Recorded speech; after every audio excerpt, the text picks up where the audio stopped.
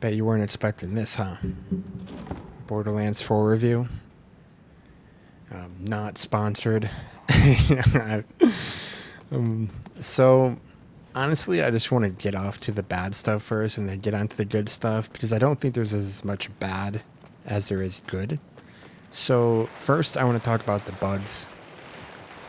The bugs were game breaking. I had to restart the game when I encountered them, and that fixed them. So it wasn't too bad, and there wasn't too many. They were also mostly on side missions, and there were extremely few on main missions, but there were bugs, and you would have to reset the game 95% of the time to fix them, because sometimes it would stop your progression, because it just broke it. There was a handful of experiences with that on side missions. And going on to the side missions, some of them were very tedious. You know, some of them were just completely boring and made you do really dumb stuff. Like, I remember this one mission where you're going back into Vile Lictor's base and you have to find, like, a way in. And you have to put this battery into this, like, capsule. But the battery's hidden and it won't tell you where. I had to look up on YouTube where it was because it was in a really cheesy spot. It just didn't need to be that way. I remember seeing a comment on that YouTube video where it said this game is full of treasure hunts with unmarked items, stuff like that. And that there's some truth in that. You know, there's some truth where you kind of just have to look for a lot of stuff inside missions that just are hidden, and it takes a minute, and that's what I mean by tedious, where it's just ridiculous. You shouldn't really need to do that. Some of the side missions were cool. I liked some of the side missions. I really didn't have a problem with a lot of them. It was just a few you could tell are really filler, and it was just kind of bleh. Another thing is no minimap.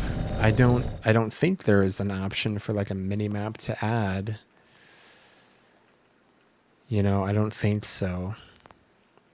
I think it's like a mod that I saw, because I did see someone have it, but they were on PC, and I'm pretty sure it's a mod, unless I missed something. But the whole game, I didn't have a minimap. I didn't see anything for it either, like any suggestion to add it. So that was unfortunate. I would rather have a minimap than what we have now.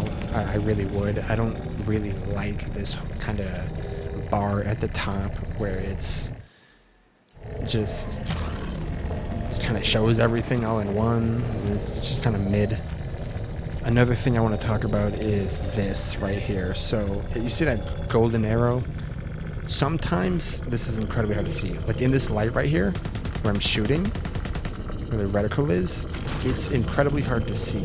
And there's like snowy areas in the game, and when you try and make that arrow appear, it's very hard to see, and sometimes you literally lose track of it. Like, and you have to wait until it goes away to make it fully visible again. See how it's fading? Like, I'm spamming the button to show it up, and it doesn't work. You can hear that clicking where it gives me an error, like audible signal. It's just inconvenient and tedious. If I had a minimap, it wouldn't be a problem. You know? I just don't like this whole arrow thing. I don't think it's a good idea. It just makes everything a little more tedious and hard to deal with when in terms of going to places. But other than that, I can't think of too many things to truly complain about that I truly want changed. You know, that I can see people actually having an argument, like a leg to stand on in an argument. Everything else is kind of just very, very little and not big enough to actually, you know, stand on. So going into the good things, I really do think this game is good. Like, that's my final consensus. I really think Borderlands 4 is a good game, and I had fun with it. Now, I'm a big Borderlands fan. I played 1, 2, 3, and 4, all the side content, all the extra stuff, all the whatever you name it, I played it, right? So, I know what's good and bad in a Borderlands game. This game has a lot of good stuff. I think the story is solid and it's down to earth, and it got rid of a lot of that riffraff where nothing really made sense and it was all jokes and completely unserious and just didn't mean anything. I think this story has a lot of meaning in the world and in the game, and I appreciate that. I think that was a great change, and it makes the story worth playing and worth liking. The characters in it are good too. I think the characters, over time, it takes some building up to actually get attached to them. But there's characters like Rush, and Amara, and Zadra, who it takes a little bit to get warmed up to because they're new characters that you've never seen. You know, obviously you're not going to care about a character that you just don't know, that it takes time. But I think they do a good job at making you warm up to them. And there's Moxie too, which is obviously the best character. Lilith probably is the best character, and then there's Moxie. I'm so glad they brought Lilith back. I'm so glad. Like, it literally just, that made me so happy. I got chills when they did that. I was so happy. So I found the characters pretty good, and the dialogue pretty good too. You know, when there's dialogue, you can tell that they're holding back on the dumb jokes. They're holding back on making it non-serious. You can tell when they could have done it. When there's just kind of empty air, you're like, they could have made something stupid here. Ready to start some trouble together? But they didn't. So that's really nice. They made the dialogue a lot cleaner and a lot more audibly pleasing instead of hearing jokes every 2 seconds. And just being super unserious. I think the gameplay, like the gunplay and the combat, feels really good too. I think it's actually really smooth. It's probably the smoothest out of all the Borderlands games, and it feels really good. Switching weapons, going to your ordnance, you know, grenade. I have like a grenade launcher. I love using these. Way stronger. This gun does like, this ordnance weapon does almost 9,000 damage. And then the powers feel really good too, especially Vex's, where you can switch between any like weapon effect, and your spawns, your minions, your pets will automatically switch to them as well. It's super convenient and super nice. I will never get over how beautiful perfect. The skill tree was solid too. Like, I tested all of them. I tested Here Comes Trouble, I tested Vetstillation, and the Fourth Seal. This pretty solid. Obviously, Here Comes Trouble is definitely the strongest, probably due to the double trouble and just how he can draw aggro and do so much damage. Vetstillation is probably the weakest because it's a little boring and it's also kind of just self-explanatory. Like, you just don't do a lot. That's what I mean by boring. You just don't do a lot. And the Fourth Seal is really nice. It's very, very solid. Like, this is a very strong, balanced skill tree where you can summon Reapers and Specters. Pretty solid. But then, you know, I was doing this for a little bit, but I missed Trouble, dude. I missed Trouble. You know? I also love how Trouble changes. You can change the look based on the powers he has, as you can see.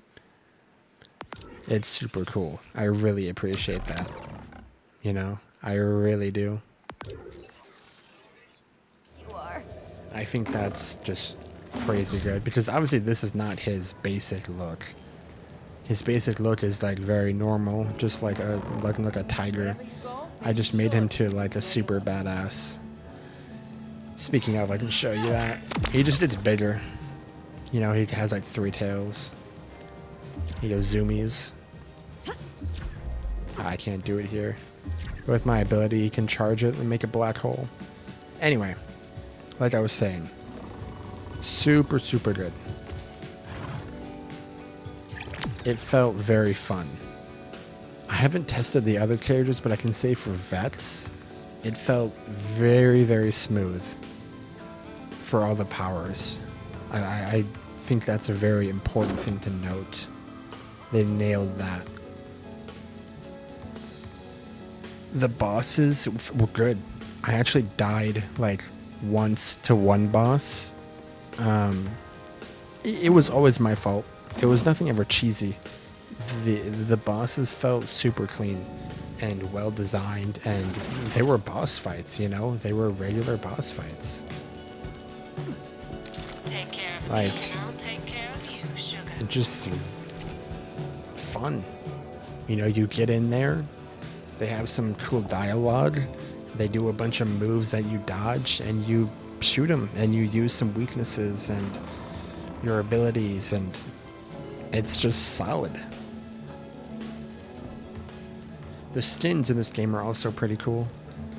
I didn't really get all of them, but the gun skins I can see here, this is my favorite right here. It looks so cool. I love it. With the customization, there's a fair bit of customization. I don't know why there's only 2 here. I don't know if I missed out on them or something, but you know, there's a bunch of cool stuff here.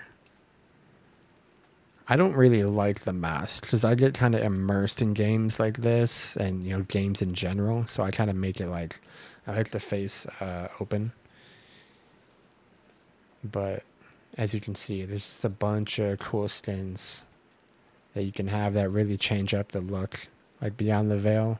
I don't know how to get this one. It's a challenge, so it's not the mission. Because I did the mission Beyond the Veil, but I probably get it from doing whatever she's got going on, where she makes me redo the bosses. The final boss was cool as well. The what is he called? The Timekeeper. Yeah, solid villain. He's nothing crazy, but it's a solid villain where you kind of, I mean, it's a step up from other villains in the Borderlands series where he kind of has like actual. Why is this turret shooting at me? It's kind of random. Wouldn't it be protecting me if it's on this building? But it's a step up from the Borderlands 3 villain, that's for sure. It's not better than Handsome Jack, but it is better than Borderlands 3.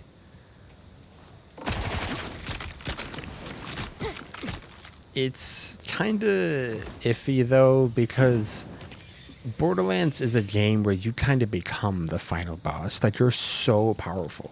I could take on armies. Like, my vets right now could take on literal armies and win and be just fine. Like, you become so incredibly strong, it's actually ridiculous. Like, Vex is literally like a god. Like, that's how strong she is. With my build, my weapons, my abilities, the specializations, she destroys everything. I mean, she destroyed basically the Timekeeper, who was pretty much immortal, and all the other ones, like the mini bosses leading up to the Timekeeper, who were incredibly strong as well, ruled over the lands, and she smoked them. So it's hard to like worry about the Timekeeper, you know? It's hard to like think anything wrong will go on, but it's not really that sort of game. You know, Borderlands is definitely the best looter and shooter and looter out. The genre is definitely owned by Borderlands. They do it the best. It's not too serious where you're like gripped to the story or thinking it's too stupid either. And that's another thing I want to talk about where it's Borderlands, the genre, the game. They set it up for a fifth. You know, they set it up so they could continue the story. But I'm gonna be honest, Borderlands 5 has to make some serious changes to the Borderlands series if they're going to make that. Because, look, man, this genre is getting old. You know, we're really moving past it for a long time now. Borderlands 2 was good, or Borderlands 1 was good, Borderlands 2 was good, Borderlands 3 was, iffy, but, the genre is still pretty solid. Borderlands 4, we're coming into 2025, there's a lot of different genres out there. The looter and shooter genre is just dying off, I think. I don't think there's a lot of hype around it. I don't think people get very excited when they hear a new looter and shooter is coming out.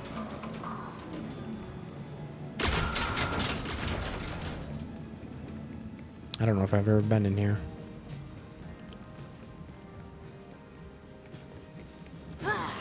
So that's kind of one of the things where it's like, this probably should be the last Borderlands like this, because I think they did a good job. I think that they made something interesting and kept the story good and made the side missions bearable for the most part.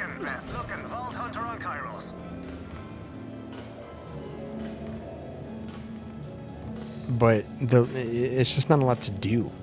Like, I beat the game. I did some of these wild card missions with Lilith, but it's after you complete the main mission, the main story, that's it. There's no replayability. Just move on. There's nothing new for you, I did a bunch of side quests.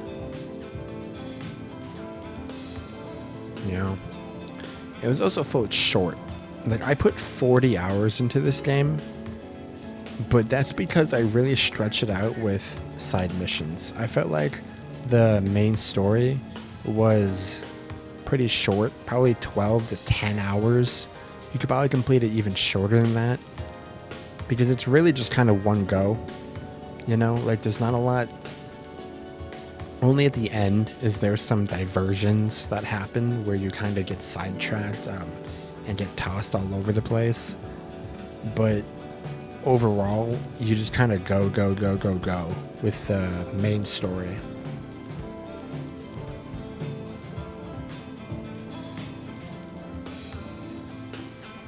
So yeah, there was a lot more good than bad. Like I said before, I think it was really solid. But I mean, in my opinion, because this is my favorite genre, not looter and shooter, but if they make a Borderlands 5, they should make it like gameplay style like this, but it should be a choose your own adventure. That's my favorite genre. I love that genre. I love that so much. It's literally my favorite genre of all time. So if they and I know they did it before, but if they do make a Borderlands 5, it should be like that. It can't be another looted shooter. It's not going to be enough. It won't be enough to carry the series. It just won't. There's been 4 games like this now, and it's that the genre is just fading more and more. They need to make it different. And I think choose your own adventure genre for this game, 1, has been done before, and 2 would fit nicely. And 3, I don't think there's many genres that really will help and like be like mesh well with the Borderlands style. You know, you can't make it like a card game. You know, like it's just not. It's not gonna work. So yeah, that's about it. I don't really have much more to say. I think I got a good amount of thoughts out. So yeah.